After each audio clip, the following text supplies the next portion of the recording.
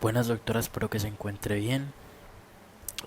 Nosotros somos estudiantes de odontología de cuarto semestre y en esta ocasión elegimos el tema vena yugular interna. Pues vamos a exponer junto con mi compañera Daniela Cuello y mi persona Darwin Ferney Put Benavides. Vale, la vena yugular interna, pues como bien, esta vena recibe como sangre del cerebro, cara y cuello, ¿sí? Esta vena pues comienza en el agujero yugular del cráneo como continuación del seno sigmoideo, ¿vale? Entonces, ¿dónde se encuentra esta vena yugular interna?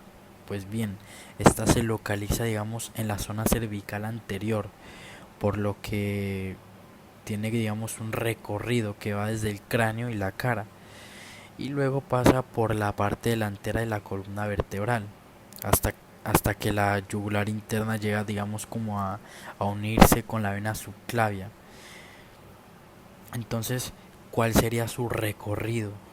Digamos que tiene un recorrido específico que se encarga como de recoger, digamos, la sangre no oxigenada que proviene directamente del cráneo, pues de la zona de los ojos y pues de una parte, digamos, de la cara. Pero pues obviamente tiene mayor presencia en la zona anterior del cuello. Entonces la vena yugular interna tiene unas ramas cuyas ramas son senos craneales, el tronco y ramos colaterales, que más allá los iremos definiendo.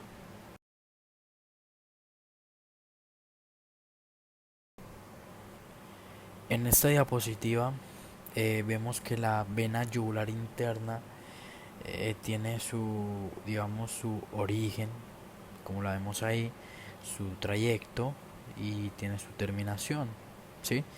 Entonces, en su origen podemos decir que se origina detrás del agujero rasgado posterior, es continuación del seno sigmoideo, como ya lo habíamos dicho al principio.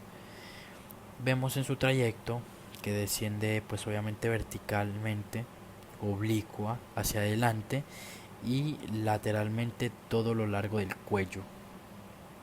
En su terminación, pues obviamente que detrás de la articulación esternoclavicular, ¿sí?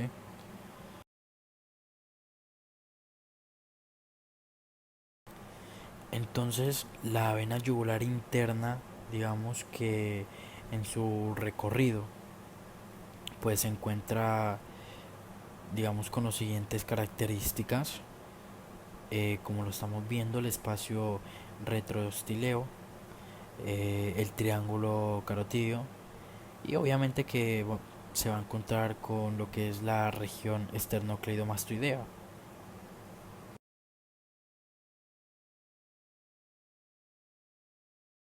Espacio retroestilio.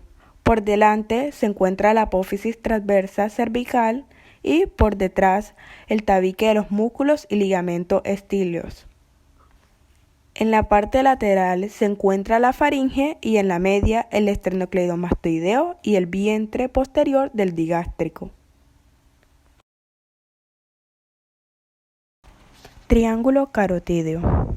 El triángulo carotídeo es una parte del triángulo cervical anterior del cuello y está limitado posteriormente por el borde anterior del músculo esternocleidomastoideo, por el límite anteroinferior, por el vientre superior del homoioideo y por el límite anterosuperior por el vientre posterior del digástrico.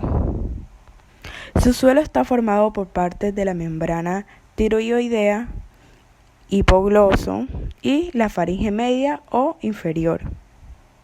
La vena yugular interna presenta un calibre enorme de 2 a 3 centímetros, con asimetrías de tamaño, siendo de mayor calibre la vena del lado derecho.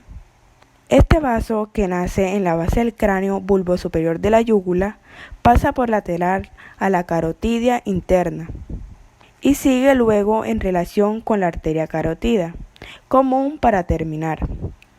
uniéndose con la vena subclavicular, formando así el tronco venoso brachiocefálico. El triángulo carotídeo tiene las mismas relaciones de la bifurcación carotídea. En la medial se encuentra la pared faríngea, cartílago tiroides y asta mayor de la hioides. Forma parte del triángulo carotídeo del cuello, el vientre posterior del digástrico y el vientre superior homoioideo.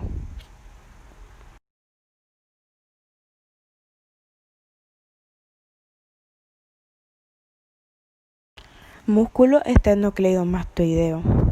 Es un músculo robusto situado a los lados del cuello, por debajo del músculo plastima y dentro de una vaina formada por la capa de revestimiento de la fascia cervical profunda. Se extiende desde el manubrio esternal y el tercio medial de la clavícula hasta la apófisis mastoides y la línea nucal superior del hueso occipital. Y divide ambos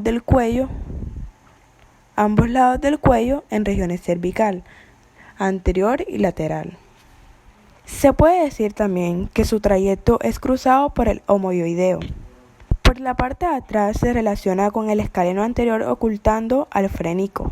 Por abajo él cubre a la subclavia y sus ramas. Y por adelante corresponde al intersticio que separa los dos fascículos de inserción.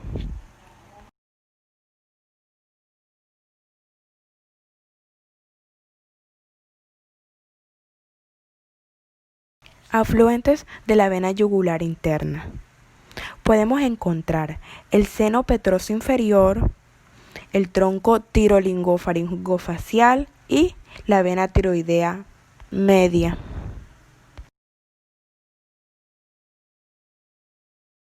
Seno petroso inferior. Son dos pequeños senos situados en el borde inferior de la porción petrosa del hueso temporal, una a cada lado.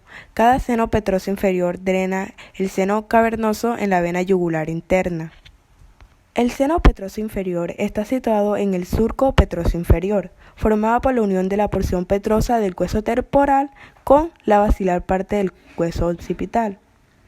Se inicia a continuación y detrás del seno cavernoso, pasando a través de la parte anterior de la foramen yugular y termina en el bulbo superior de la vena yugular interna. El seno petroso inferior recibe las venas auditivas internas y también las venas del bulbo raquídeo, la protuberancia y debajo de la superficie del cerebelo.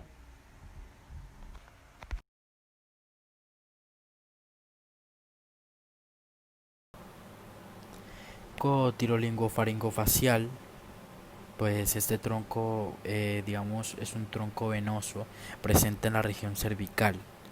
Recibe sangre procedente de la vena lingual, de la vena tiroidea, de la vena faríngea y obviamente de la vena facial.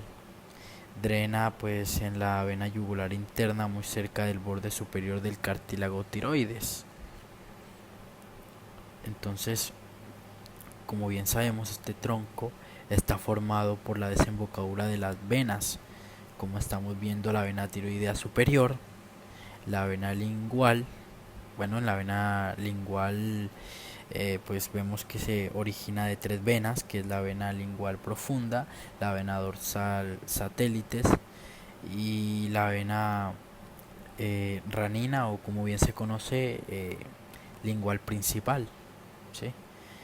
Entonces esta seguida está formada por lo que es la vena palatina externa y pues como nosotros estamos viendo la vena facial, ¿sí?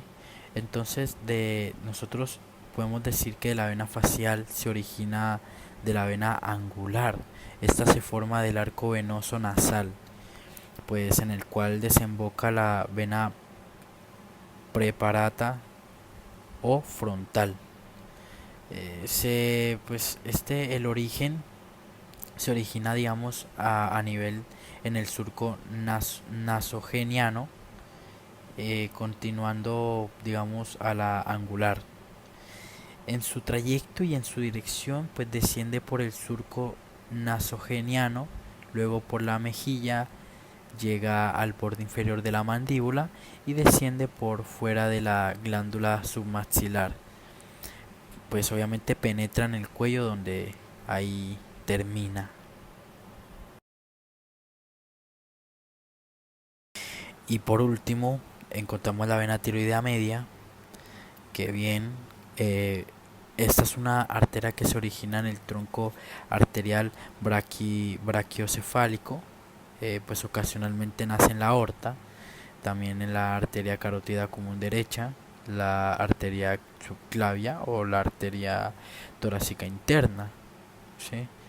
Entonces, como bien sabemos, la vena tiroidea, digamos, corta, transversal, emerge en la parte medial e inferior del lóbulo de la tiroides y se dirige lateralmente, digamos, a la yugular interna. Pasa por delante de la carótida, obviamente.